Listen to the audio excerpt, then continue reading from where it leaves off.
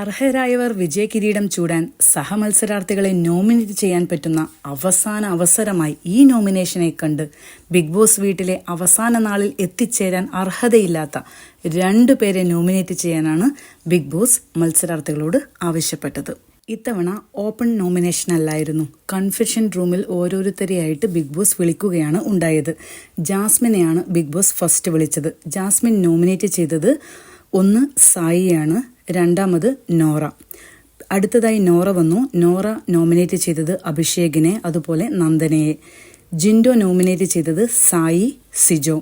Nandana nominate ചെയ്തത് Sreethu Arjun. Abhishek nominate ചെയ്തത് Sreethu Jasmine. Arjun nominate ചെയ്തത് നന്ദന അഭിഷേക്. ഋഷി നോമിനേറ്റ് ചെയ്തത് നോറ സായി. സായി നോമിനേറ്റ് ചെയ്തത് ഋഷി ശ്രീതു. ശ്രീതു നോമിനേറ്റ് ചെയ്തത് നന്ദന സായി. സിജോ നോമിനേറ്റ് ചെയ്തത് ജാസ്മിൻ ഋഷി. ഇത്തവണ 7 പേരാണ് നോമിനേഷനിൽ വന്നിട്ടുള്ളത്. ഫസ്റ്റ് സായി. സായിക്ക് 4 വോട്ടാണ് കിട്ടിയിട്ടുള്ളത്.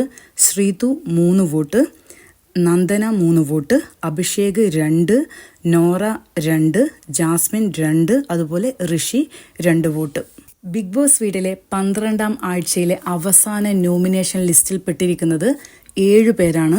ഇതിൽ 3 പേർ രക്ഷപ്പെട്ടു എന്ന് പറയാം. അർജുൻ, സിജോ, ജിൻഡോ ഇവരാണ് രക്ഷപ്പെട്ടു പോയ 3 പേർ. നോമിനേഷൻ മുക്തി ആക്ച്വലി ക്യാപ്റ്റൻ ഉണ്ടായിരുന്നില്ല, എങ്കിൽ പോലും സിജോ രക്ഷപ്പെട്ടു. ഓക്കെ, ഇനി ജിൻഡോയെ ആരും പറഞ്ഞതുമില്ല. ജിൻഡോക്ക് ഭയങ്കര ഹാപ്പി ആയിരുന്നു. ആരും എൻ്റെ പേര് ആദ്യമായി പറഞ്ഞില്ലല്ലോ എന്നൊക്കെ പറഞ്ഞിട്ട് അവിടെ നിന്ന് ഇങ്ങനെ സന്തോഷം പങ്കുവെക്കുന്നുണ്ടായിരുന്നു.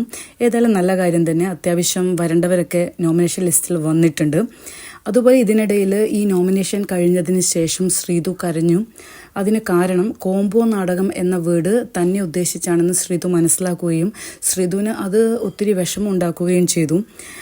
കോംബോ നാടകം എന്ന വാക്ക് വന്നതിന് ശ്രീതു കരഞ്ഞതിനെ പറ്റി നമ്മൾ ചിന്തിക്കുന്ന സമയത്ത് അത് കോംബോ ആയിട്ട് തന്നെയാണ് നമുക്ക് എല്ലാവർക്കും തോന്നുന്നത്. അതിപ്പം അതിന് കരയേണ്ട ആവശ്യമുണ്ടോ എന്നതൊരു ഡൗട്ടാണ്. പിന്നെ ഈ കോംബോയിൽ ഉണ്ടായിരുന്ന അർജുൻ രക്ഷപ്പെട്ടു. ശ്രീതു മാത്രമാണ് അതിൽ പെട്ടുപോയത്. മേ ബി അതുകൊണ്ടായിരിക്കുമോ ശ്രീതുവിന് ഹേർട്ടായത് എന്ന് നമുക്ക് പറയാൻ സാധിക്കില്ല. എനിവേ, കോംബോയിൽ വന്നു കഴിഞ്ഞാൽ കുറച്ച് പ്രോബ്ലം എപ്പോഴും ഉണ്ട്. അതിന് ഗുണവും ഉണ്ട് ദോഷവും ഉണ്ട്. ഏതായാലും അത് വരുന്നിടത്ത് വെച്ച് കാണാം. ഈ കോംബോ നാടകം അല്ലെങ്കിൽ ശ്രീതുവിൻ്റെ പേര് എടുത്തിട്ട 3 പേര്, ഒന്ന് നന്ദന, രണ്ടാമത്തെ ആൾ അഭിഷേക്, മൂന്നാമത്തെ ആൾ സായിയാണ്.